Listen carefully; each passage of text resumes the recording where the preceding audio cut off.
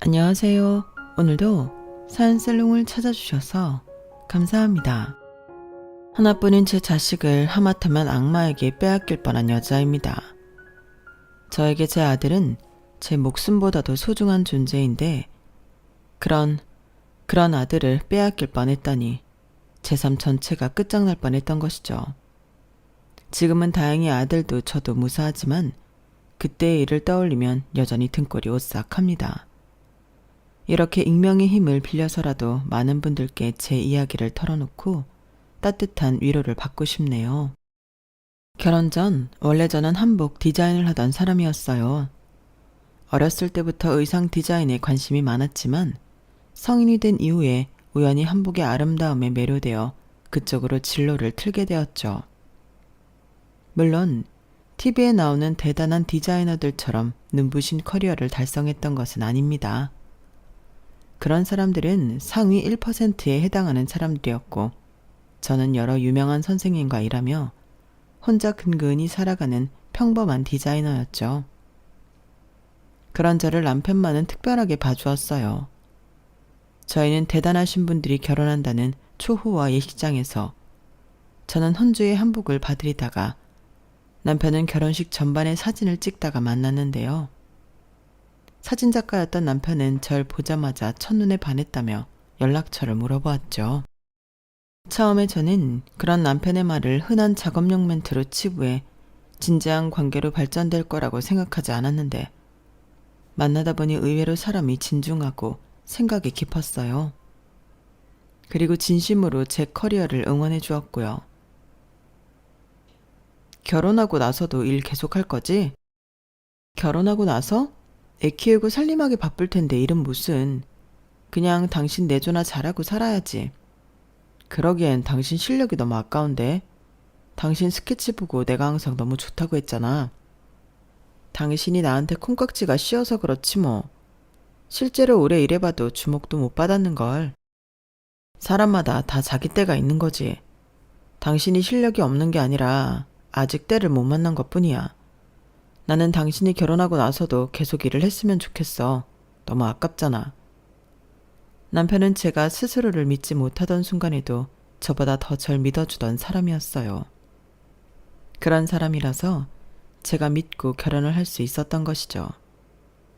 다만 저희가 결혼할 때 한 가지 힘든 점이 있었는데 그건 시어머니가 저를 며느리로 절대 인정하지 않겠다고 하신 거였어요. 남편은 어차피 자기가 사진작가로 일하기 시작했을 때부터 연이 끊겼다면서 신경 쓰지 말라고 말했지만 예식장 혼주석에 앉아 시종일관 무서운 표정으로 절 노려보다가 쌩 가버리신 시어머니가 신경이 쓰이지 않을 수가 없었어요. 결혼식에 오시지도 않을 거라며 장담했던 남편도 놀라긴 하더군요. 시댁은 100평짜리 저택에 살 정도로 부자였는데 건실한 사업체를 이끌던 시아버지가 돌아가시면서 시어머니는 두 아들이 모두 사업을 물려받길 원하셨다고 해요. 그런 시어머니의 바람을 저버리고 남편이 사진작가의 길을 택하면서 사이가 안 좋아진 거였죠. 하지만 결혼한 남편과 함께 살 때는 전혀 시댁의 간섭이 없었어요. 그렇기 때문에 저희의 신혼생활은 행복할 수밖에 없었답니다. 저희는 결혼 후 아들도 갖게 되며 더욱 사이가 돈독해졌어요. 하지만 그 행복은 오래가지 못했는데요. 아이가 아직 두 돌이 되기도 전의 일이었어요. 당시 육아로 인해 전업주부의 삶을 살고 있던 저에게 집 전화로 재앙과 같은 소식이 전달된 겁니다. 고진훈 씨 댁이죠? 여기 땡땡 대학병원입니다. 네, 저희 남편이에요. 무슨 일이시죠? 조금 전 고진훈 씨가 사고로 실려오셨는데 지금 수술이 급한 상황입니다. 얼른 오셔서 보호자 동의를 해주셔야 해요. 네? 지금 바로 갈게요. 무슨 정신으로 아이를 들쳐업고 병원까지 달려갔는지는 기억이 나질 않네요.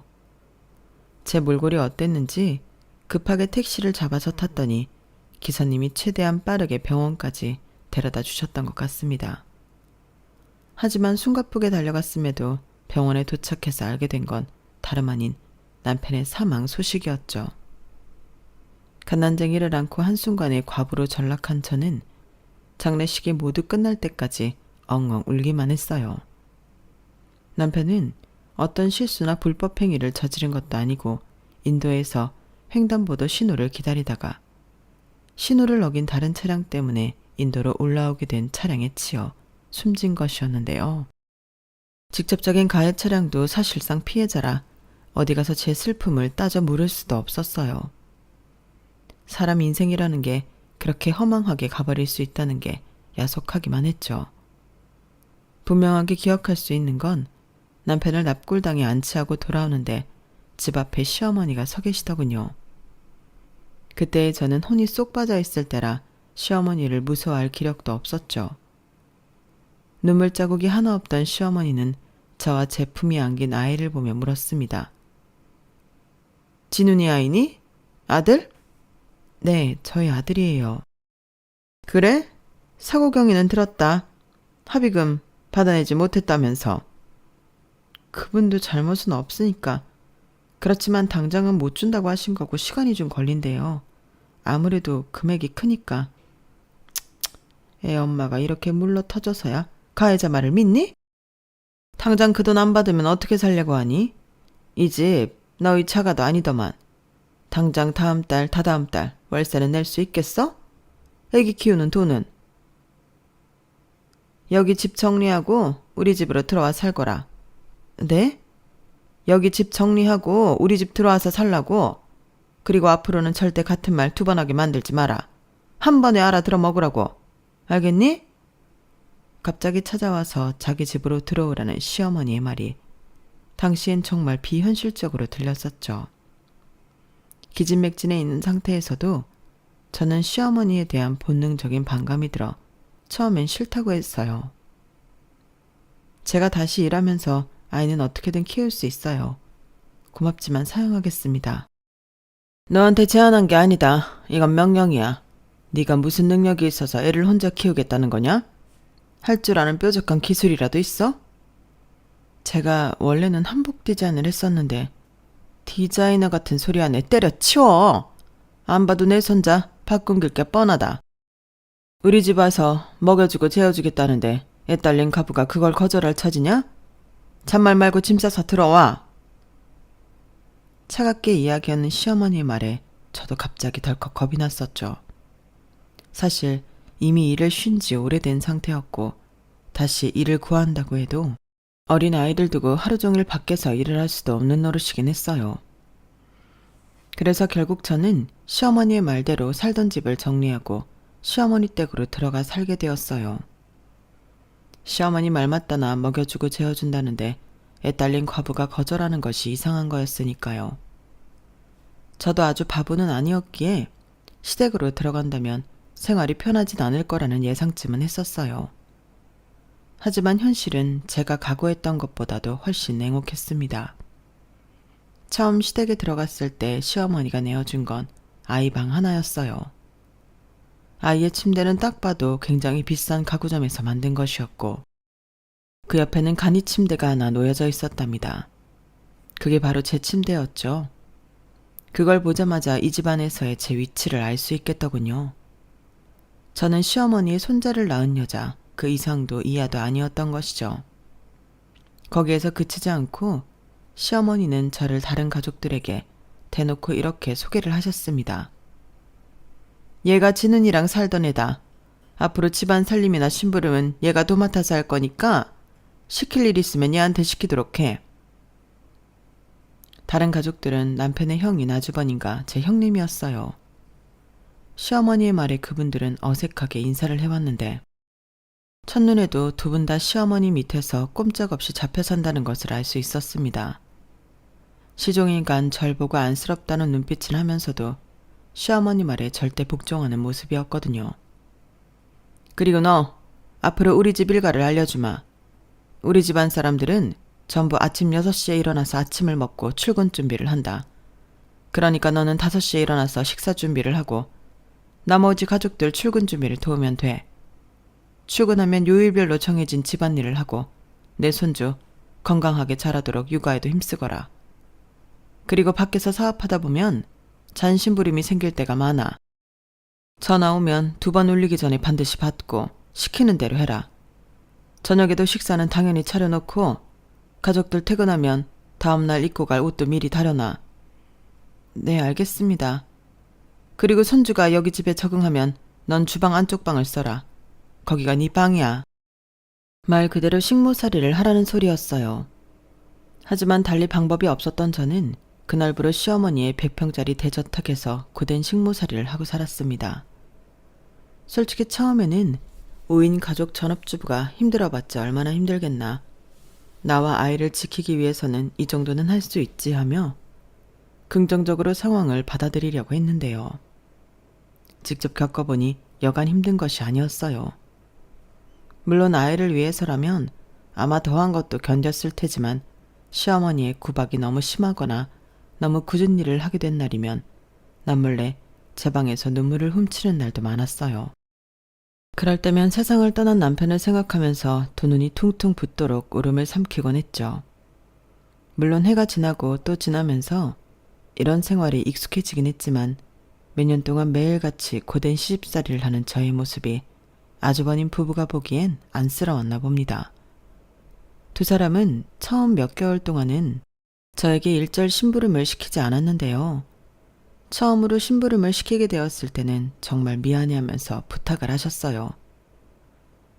재수씨 정말 미안한데 내가 오늘 지난 상반기 매출 자료를 두고 와서 말이야.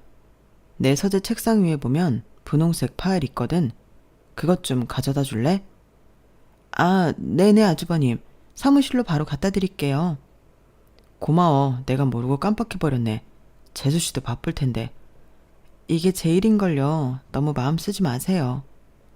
그뿐만 아니라 틈이 날 때마다 시어머니 몰래 제 허드렛 일을 도와주기도 했어요.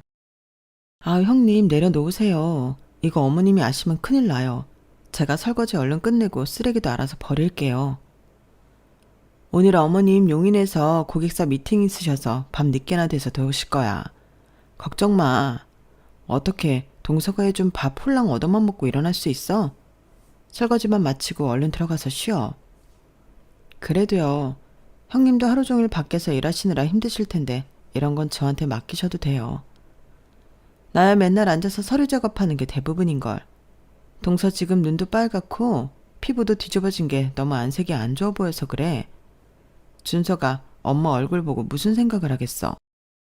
오늘은 얼른 들어가서 조금이라도 쉬어. 아, 감사해요. 저희 아들이 걷고 뛰고 말할 때까지 제가 그 집에서 버티고 또 아들 앞에서는 늘 방긋방긋 웃을 수 있었던 건 전부 아주버님 부부의 사려 깊은 배려 덕분이었어요. 사실 아이가 아직 옹알이를 할 때만 해도 아이를 끌어안고 운 적이 여러 번 있었거든요. 하지만 아주버님 부부가 마련해준 숨구멍 덕분에 저는 저희 아들을 밝고 건강한 아이로 키워낼 수 있었던 것 같습니다. 그리고 아들과 직접적으로 소통을 하게 되면서 저희 아들은 제 삶 그 자체가 되었어요. 그 어린 게 벌써부터 엄마가 고생하는 걸 알았는지 또래 아이들답지 않게 떼쓰는 법 한 번 없이 늘 예쁜 행동만 골라서 했어요. 또 제가 아이를 재우려고 읽어주던 책을 오히려 거꾸로 자기가 엄마한테 읽어주겠다며 나서기도 했죠. 그래서인가 저희 아들은 또래 아이들보다 월등히 영리하고 똑똑한 아이가 되었답니다. 그리고 이걸 누구보다 먼저 눈치챈 건 바로 시어머니였어요. 준서 너 이리로 와봐라. 지금 이 책들 다 네가 정리한 거냐? 아유, 어머님, 제가 다시 정리하겠습니다. 제가 어머님 서재 청소하고 환기시킨다는 게. 어딜 끼어들어? 난 지금 준서한테 물었다. 나랑 손주가 대화하는데 버르장머리 없이 끼어들지 마라. 네, 어머님, 죄송해요. 준서 너 할머니가 묻잖니. 이거 네가 정리한 거야? 네, 알파벳 순서대로 놓으려고. 겁먹은 제 아들이 기어들어가는 목소리로 대답하자 시어머니는 눈을 반짝이며 한참을 제 아들을 쳐다보다가 알겠다며 가셨어요. 그 눈빛이 마치 먹잇감을 노리는 독사 같은 눈빛이라 저도 마음이 불안하고 찝찝했죠. 아니나 다를까 시어머니는 당장 그 주 주말에 저희 아들을 데리고 나가셨어요. 저도 따라가면 안 되냐고 용기 내 말했다가 호되게 혼이 났죠. 혼자 남겨진 저는 제 아들을 어디로 데려갔을까 전전긍긍하며 기다렸는데 돌아온 시어머니의 말을 들어보니 대충 어떤 곳에 데려갔는지 짐작을 해볼 수가 있었어요. IQ가 143이란다. 143. 이 정도면 얘 아빠랑 큰아빠가 얘 나이였을 때보다 훨씬 높아. 어쩐지 애가 눈빛이 맑고 총명해 보이더라니. 이런 애를 그때 그 거지 같은 아파트에 놓고 올 뻔했다니 10년 감수했지. 아, 어머니, 그럼 준서 초등학교 들어갈 때부터 체계적으로 교육시키시려고요? 그때까지 몇 년 안 남았으니까 공부량은 차츰 늘려나가면 되겠네요. 아주버님이 불안한 표정으로 물어보았어요. 그러자 시어머니는 코웃음을 치며 대꾸하셨죠. 웃기는 소리 하지 마라. 이 머리 좋은 애가 어디까지 성장할 줄 알고 몇 년을 아깝게 썩혀? 당장 다음 주 내로 향후 1년치의 계획은 세워놔야겠지. 준서 엄마는 그런 줄 알고 그때까지 얘 운동이나 꾸준히 시켜놔라. 공부도 결국 다 체력이야. 어머님, 하지만 준서는 아직 5살이에요. 제 아들을 향한 시어머니의 과도한 욕심이 벌써부터 걷잡을 수 없이 커진 것 같아 저도 모르게 불안한 마음에 한마디를 꺼내게 되었는데요. 제가 말을 끝내기도 전에 갑자기 눈앞이 번쩍하면서 불꽃이 튀겼어요. 시어머니가 엄청난 힘으로 제 뺨을 내리치신 거였죠. 곁에 있던 아주버님 부부가 깜짝 놀란 것은 물론 제 아들 역시 큰 충격을 받은 표정이었어요. 니까짓게 뭘 한다고 말을 얹어? 내가 그렇다고 하면 그런 줄 알아라. 가만 보면 내 손주가 영재라는 걸 더 일찍 알 수도 있었을 텐데 니년 때문에 더 늦게 알게 된 것 같아. 앞으로 준서애미는 준서방에 얼씬도 하지 말아라. 괜히 무식한 엄마한테 물들을라. 어머니, 진정하세요. 아직 준서가 어린 게 걱정이 되니까 나온 말이지 어머니 뜻에 반한다는 말이 아닐 거예요. 감히 누구 편을 들어? 너도 회사에서 쫓겨나고 싶은 게냐? 보다 못한 아주버님이 시어머니를 말렸지만 곧바로 떨어지는 시어머니의 불효령에 더 이상 아무 말씀도 못하게 되셨어요. 결국 저는 그날 이후로 정말로 제 아들을 제대로 만날 수가 없었죠. 한 집에 살면서 그럴 수가 있겠냐고 많은 분들이 의아하실 수 있지만 대저택에서 시어머니 같은 독자자가 눈에 불을 켜고 감시하니까 정말로 제 아들이랑 말 한마디 섞기가 어려워지더군요. 보름에 한 번씩, 한 달에 한 번씩 시어머니가 출장이나 사업적인 일로 집을 오래 비울 때만 저는 예전처럼 제 아들과 편하게 함께 있을 수가 있었어요. 둘이서만 남게 되면 아들은 항상 할머니가 싫다며 투정을 부렸어요. 할머니가 맨날 어려운 문제만 풀라고 시켜. 엄마처럼 자장가도 안 불러주고 책도 안 읽어줘. 맨날 외국인이랑 말하라고 시켜. 할머니가 우리 준서를 너무 사랑해서 우리 준서 잘 되라고 그러시는 거야. 조금 힘들어도 나중에 준서 좋으라고 하는 거야. 할머니가 집에 영원히 안 들어왔으면 좋겠어. 할머니 너무 미워하지 마. 할머니도 알고 보면 좋은 분이셔. 엄마랑 준서가 이렇게 맛있는 거 먹고 예쁜 옷 입는 거 다 할머니가 도와주셔서 그런 거란다. 아들이 그럴 때마다 저는 마음에도 없는 소리를 하면서 달래주는 수밖에 없었어요. 만약 눈에 거슬리는 행동을 한다면 시어머니는 상대가 어린 애다도 안 봐줄 만한 사람이었으니까요. 그러니 애를 잘 달래서 겉으로 보이는 모습만이라도 애가 할머니 말을 잘 듣도록 해야만 했죠. 아이러니하게도 제 마음속에선 아들과는 비교도 안 될 정도로 시어머니에 대한 증오가 자라나고 있었어요. 엄마한테서 자식을 뺏어가다니요. 저는 조금 덜 좋은 음식을 먹고 덜 따뜻한 곳에서 자라더라도 이 집에서 내 애를 데리고 탈출해야겠다는 생각이 점점 강해지고 있었습니다. 그래서 틈틈이 구직 사이트를 알아보고 차라리 다른 집 도우미를 하는 게 낫겠다 싶어 가사 도우미 일도 알아보곤 했어요. 그러다가 그 문서를 발견하게 된 것이었죠. 하루는 시어머니가 일본으로 1박 2일 일정으로 출장을 가셨을 때였어요. 저는 아무도 없는 집에서 시어머니가 안 계실 때 잔소리 안 듣고 대청소를 끝내버리고 싶어서 열심히 하던 중이었죠. 당연히 시어머니의 서재도 청소하러 들어갔는데 책상 위에 제 아들의 이름이 적힌 서류 봉투가 있는 거예요. 봉투는 누가 열어보지 못하게 꽁꽁 쌓여 있었지만 제가 손재주가 좋은 편이라 티나지 않게 봉합된 부분을 열 수가 있었어요. 그 전까지는 제 아들이 이야기해주는 것만 들었지 시어머니가 애한테 정확히 어떤 교육을 시키고 있는지는 몰랐기에 내용이 정말 궁금했거든요.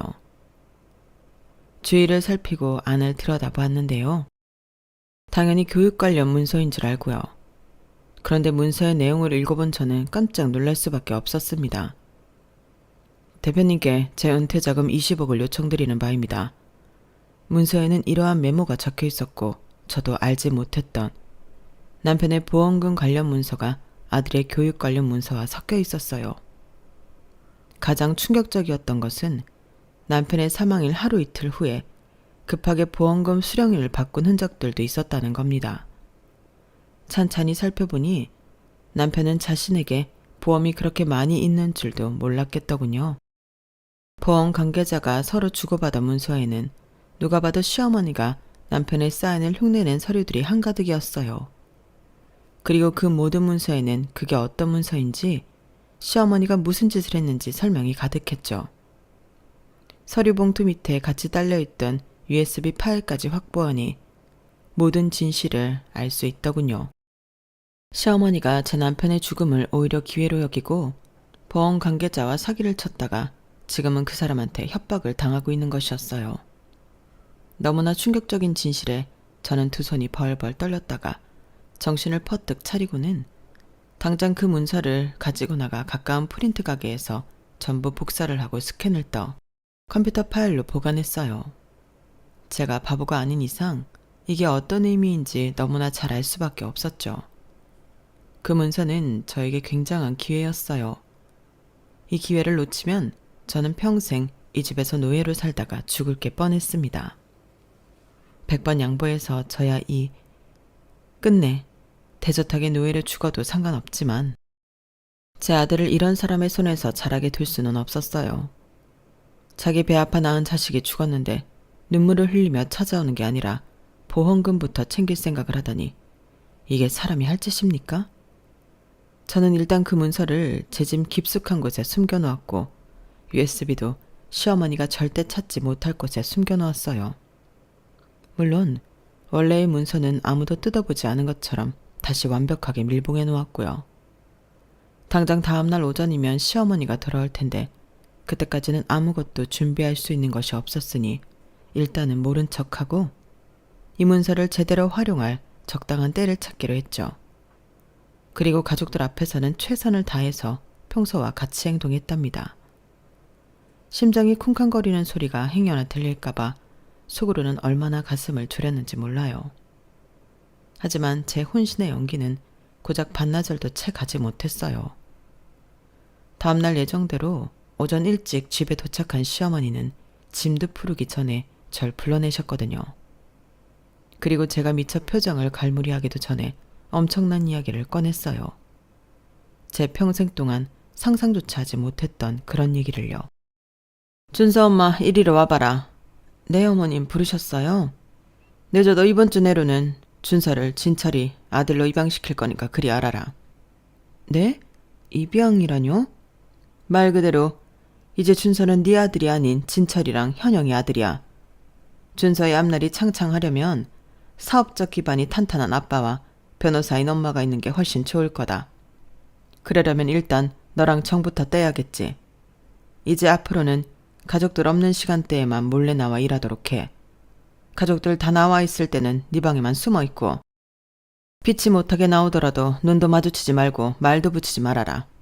특히 최대한 준서 눈에 띄지 말란 얘기야. 우렁각시처럼 일하라고. 알겠어?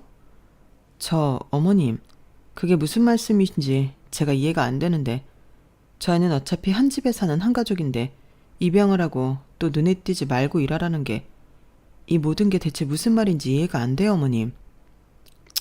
무식한 년. 한 집에서 같이 사는 거랑 족보상 우리 집 장손이 되는 거 완전히 차원이 다른 문제야. 내 손주는 우리 집 대를 잇고 가업을 물려받아야 한단 말이다. 준수한테 딱 하나 단점이 있다면 그건 바로 진훈이랑 네 핏줄이라는 거다. 진훈이도 너도 공부머리도 없는 데다가 흥미도 못 붙여단 애들이니 괜히 내 손주 옆에서 예술이니 뭐니 헛바람 들게 할 가능성이 커. 그 싹을 내가 애초에 잘라내려고 하는 거야. 알아들었으면 당장 오늘부터 하던 일 모두 준서가 귀가하기 전에 끝내고 얼른 네 방에 들어가서 나오지 말거라. 알았어? 시어머니의 말을 듣는 순간 저는 저도 모르게 그 앞에서 무릎을 꿇고 빌기 시작했어요. 시어머니는 한다고 마음먹은 일은 반드시 하는 사람이었으니까요. 제가 어떤 카드를 가지고 있건 제 아들과 저를 영영 떼어놓겠다는 말에는 속절없이 무너질 수밖에 없더군요. 어머님, 제가 앞으로 준수 앞에서는 진로에 대해 아무 말도 안 할게요. 맨날 공부 열심히 하라는 말만 하고 아주버님 아들로 입양되어도 아무 말도 안 할게요. 대신 준서랑 얼굴 보고 대화는 하게 해주세요. 네? 제가 일절 그림이니 사진이니 그런 말은 꺼내지도 않을게요. 정말이요. 어머님 제발. 시끄러워. 이거 봐. 무식해서 지금 내 말에 속뜻도 이해를 못하고 있잖냐. 이런 걸 말하는 거다. 애가 벌써 나이가 너무 많아서 지 엄마가 누군지 전부 아는데 지 엄마가 이렇게 멍청하게 구는 모습을 자꾸 보면 무의식 중에 무슨 생각을 하겠냐. 잔말 말고 내가 시키는 대로 해. 제가 아무리 울고 빌어도 시어머니는 제 말을 들을 생각도 하지 않았어요. 결국 저는 그날의 가사일은 아무것도 못하고 식사도 못한 채 방 안에 갇히는 신세가 되고 말았답니다. 시어머니는 자기 말을 한 번에 따르지 않고 반항했다는 이유로 저한테 엄청나게 화를 내며 그날 저녁은 가족들을 전부 데리고 외식을 하고 오셨어요. 그리고 시어머니가 돌아왔을 때 저는 시키는 대로 하겠다며 용서를 구했죠. 제가 무조건 다 잘못했고 앞으로는 무슨 일이 있어도 절대 복종하겠다고요. 그제서야 시어머니는 제 방문을 풀어주셨어요. 하루 종일 우느라 지친 저도 방문 장치가 풀리는 소리만 듣고 그대로 쓰러져 잠이 들었죠. 체감상 눈을 감은 지 1분 정도 지난 것 같았는데 저는 누군가의 손길에 의해 화들짝 놀라면서 깼어요. 제 방문은 열려 있었고 온 사방이 어두컴컴했죠. 동서, 나야. 절 깨운 건 다름 아닌 형님이었어요. 아무리 형님이 절 몰래 도와주신다고 해도 한밤중에 이렇게 찾아오신 적은 처음이었기에 정말 깜짝 놀랐죠. 형님은 작은 목소리로 저에게 속삭이며 말했어요. 동서, 운전할 줄 알지? 네? 네네, 할 줄 알아요. 이 키 가지고 얼른 준서랑 같이 도망가. 지금요? 어머니가 준서 우리한테 입양시킨다는 얘기는 들었어? 네, 들었어요. 어머님이 당분간은 동서랑 준서가 한 집에 살도록 내버려 두시겠지만 얼마 지나지 않아서 준서를 해외로 보내고 동서를 집에서 내쫓으실 거야. 네? 쉿. 너무나도 기함할 만한 소리에 저도 모르게 깜짝 놀라 목소리가 커졌고 형님은 황급하게 제 입을 막았어요. 저희는 한동안 숨소리도 내지 않고 주변에서 조금이라도 인기척이 들리는지 귀를 바짝 기울였습니다. 오래 기다려보아도 침묵만 계속되자 그제서야 경계를 푼 형님은 제 손에 차키를 직접 쥐어주며 다시 한번 속삭였어요. 그게 당장 내일이 될지도 몰라. 어머님 성격 알잖아. 지금 얼른 준서 데리고 도망가.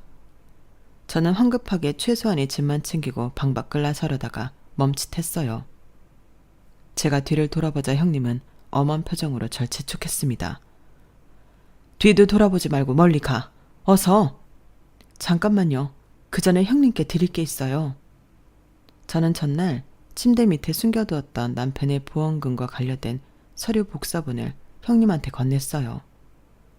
형님은 유능한 변호사니까 아마 뭐래도 저보다 잘할 수 있을 거라고 믿었거든요. 그 서류를 건네면서 저 스스로도 왜 진작 이 생각을 못했지 싶었네요. 어쨌든 형님은 문서를 받아들고 얼른 다시 아주버님과 함께 쓰는 침실로 돌아갔고 저는 잠든 아들을 깨워 몰래 아주버님의 차로 이동했습니다. 손에 땀이 너무 나서 몇 번이나 핸들 위에서 손이 헛돌았을 정도로 긴장이 됐어요. 하지만 저희는 무사히 차고를 빠져나올 수 있었어요. 헤드라이트도 안 켜고 집 앞을 지나치려는데 갑자기 대문이 벌컥 열리면서 시어머니가 나오시더군요. 염라대왕 같은 그 모습에 저는 소스라치게 놀라 소리를 빽 질렀어요. 네 어디서 내 손주를 감히 어디로 빼돌리려고? 야, 너 거기 안 서? 저는 가까스로 차로 달려드는 시어머니를 피해 차를 빼내고 곧장 달아나 버렸어요. 헤드라이트를 켜고 덜덜 떨면서 그 지옥 같은 저택이 있는 곳을 벗어났죠.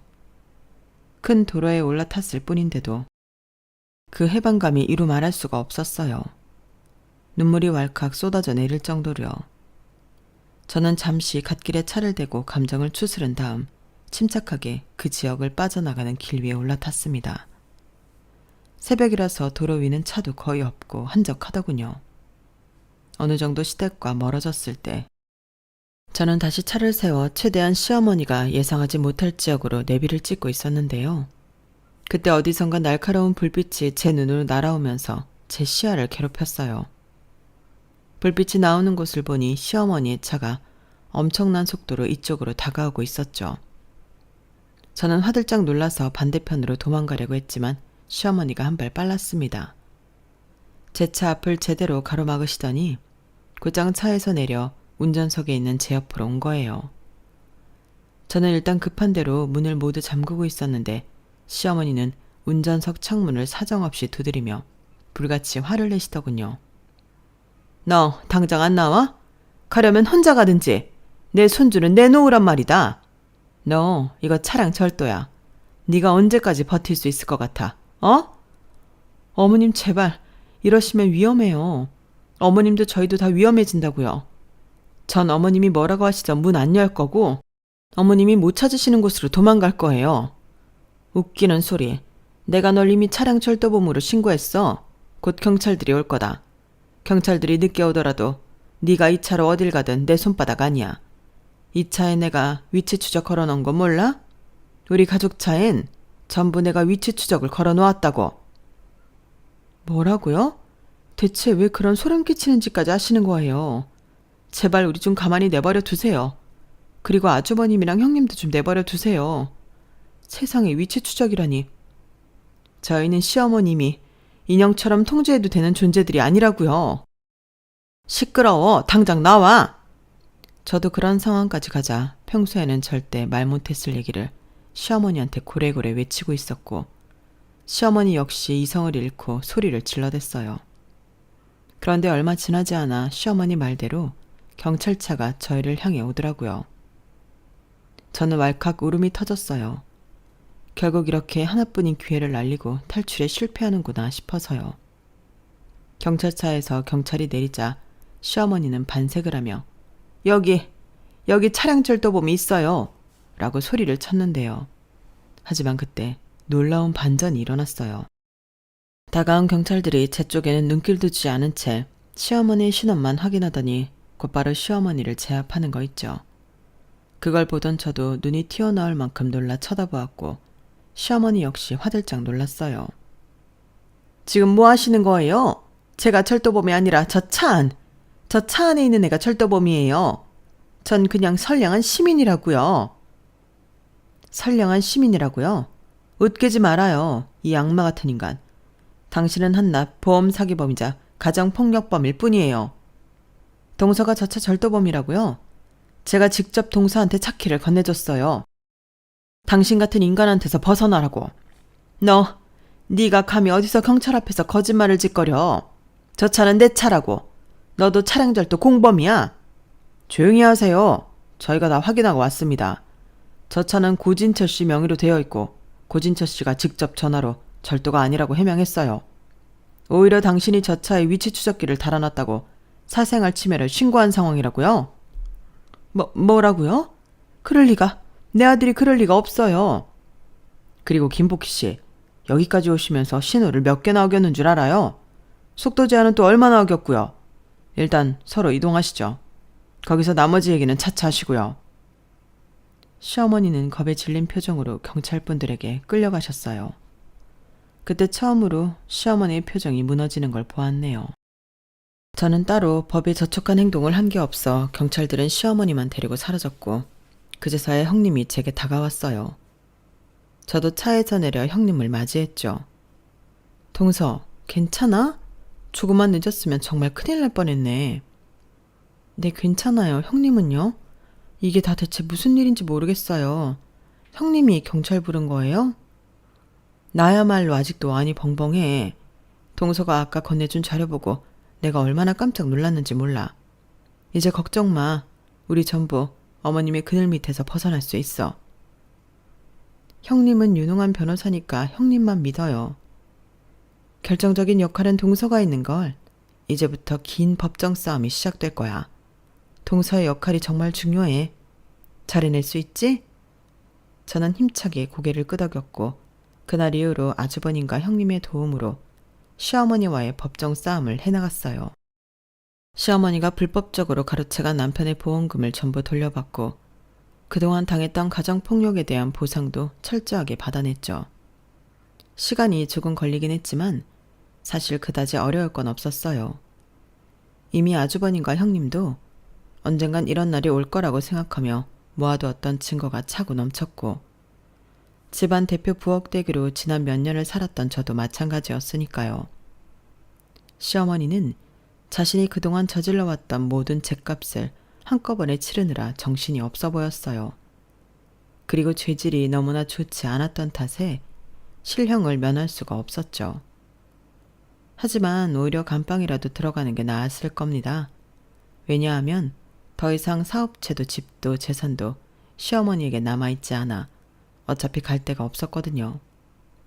어쨌든 그렇게 바늘로 찔러도 피 한 방울 안 나올 것 같던 무서운 사람의 초라한 최후를 보면서 저는 왠지 모르게 마음이 좋진 않더군요.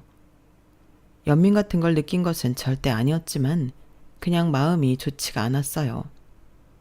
그런 찜찜한 마음을 계속 가지고 있던 저는 모든 사건이 마무리된 뒤 시어머니 면회를 딱 한 번 갔었는데요.